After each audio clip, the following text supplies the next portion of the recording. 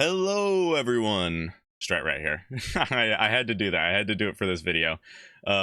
So I recently checked out Markiplier's new TV show, The Edge of Sleep.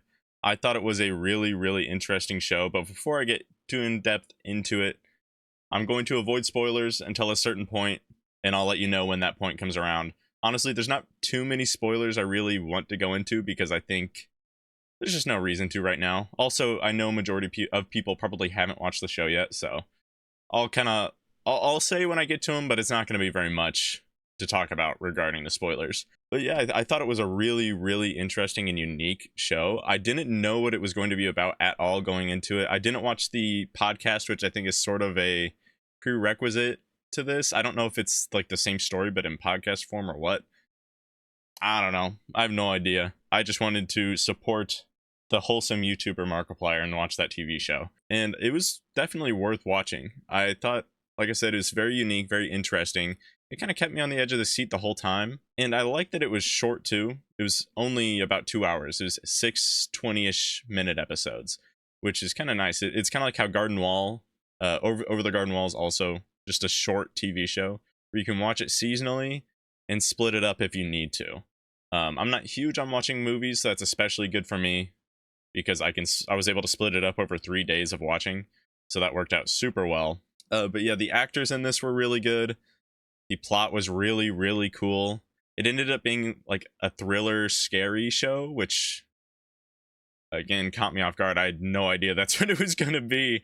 Even when I saw the title, I really didn't think it was going to be that. I thought maybe something psychological, which it was. Don't get me wrong, but not like super into the thriller territory, but it was, and it was actually, it was pretty scary in some points. For me, I watch a decent amount of scary movies. Like the other day, speaking of not watching movies, I actually did watch Insidious with my mom, and I didn't think that was super scary. There were scary things about it, but so I thought it was pretty scary. In some regards, it's honestly scarier than that. And I know Insidious is kind of notorious for being one of the scarier movies, at least for the general public. Go into it and just know that it will be a bit spooky at some points. Going back to the actors, I think all of the actors did a good job, especially, I think Markiplier's character's name is David in the show. His girlfriend, Katie, she did like the best job out of all the actors, in my opinion. I think she did a really good job carrying those strange emotions that had to be portrayed within the show, and she definitely stood out amongst the rest. I don't think the other actors are necessarily bad. I just think she's just really good. And that being said, Markiplier, him as an actor, like outside of YouTube, is so weird because it feels awkward, and I don't think that's all just coming down to him being an awkward actor. I think it's just I'm used to seeing him in his element of his own channel doing his own thing, so he directs his own stuff. He does like all of that on his own channel. So seeing him out of that and amongst just like other actors that like all they do is act, they're not like YouTubers or anything as far as I know. It's surreal. It's so weird. So that it might take a while for you to get over that. For me, it did. It took me a few episodes to accept, yeah, he's acting in this. He's not Markiplier, he's David. So yeah, that took me a little while to get over, but once I did, I think he did an overall good job. There's a couple scenes that I thought were a little weird, a little awkward, throughout the show, but just from all of the actors. But again, it didn't really bother me. You know what it really felt like? I think a lot of the actors in there, it did take a couple episodes to warm up. So by the time they got to the third and fourth episode, they were all really into it. And it felt like the acting in general went up a bar throughout that. But I'm not a director. I'm not in any shows or anything. So who am I to say? It's just things that I noticed when I was watching. Very good show. I definitely recommend watching it. It's not like amazing or anything, but it's very interesting and well worth the watch. Okay, so spoilers. The villain in this was so good. I like that this elephant is this elephant monster creature thing. The way that they talked about it. Sorry if you hear the cars. The way that they talk about this elephant is almost as if it's like the flood, like one big hive mind, or like it's like not one being. So then when you see him in the dream world and he is like one being that like swaps places and changes clothes, it's so weird. And I really like how it feels, because it kind of makes it super scary with how this elephant villain is.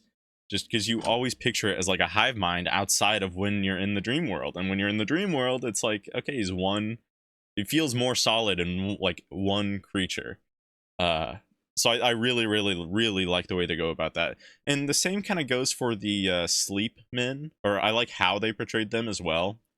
They were sort of portrayed as if they were also the villains in like the first 4 or 5 episodes. I think first 4.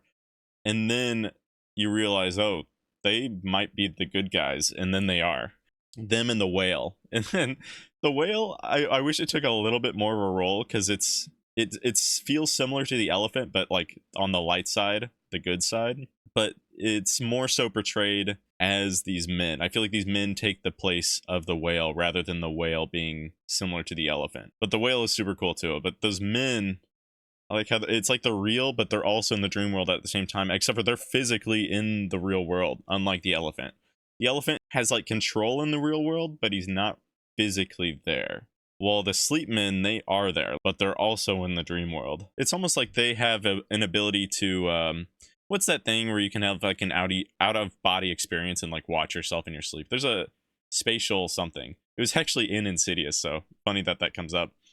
But it's sort of like they have that ability to go into other people's dreams while being in the real world, which is, again, very interesting. But I guess I'll leave it at that. I feel like there's not a whole lot more I want to talk about, just again. So people that haven't seen it, they're not too spoiled. And then also, it's pretty short anyways, so if I talked about it anymore, I would just be going through the entire show, episode to episode. So yeah, very good show. Definitely recommend checking it out if you haven't. And I'll leave it at that. Thank you so much for watching. I hope you enjoyed this video. If you did, make sure to leave a like down below and subscribe. That super, super, super helps out the channel. And I will see you later. Bye-bye.